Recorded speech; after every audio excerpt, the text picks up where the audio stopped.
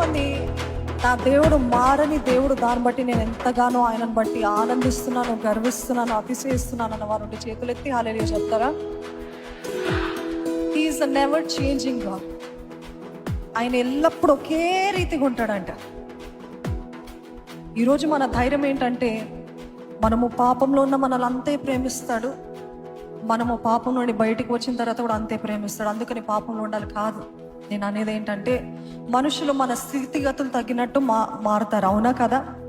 స్థితిగతులు తగినట్టు మనల్ని ప్రేమిస్తారు, స్థితిగతులు తగినట్టు మనతో ప్రవర్తిస్తారు.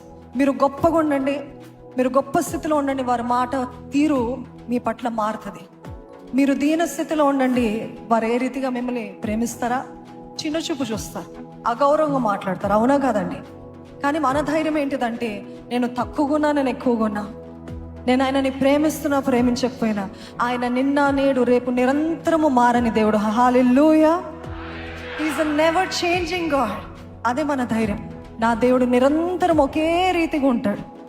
ఆయన మాట ఒకటే, ఎస్ అంటే ఎస్, నో అంటే నో.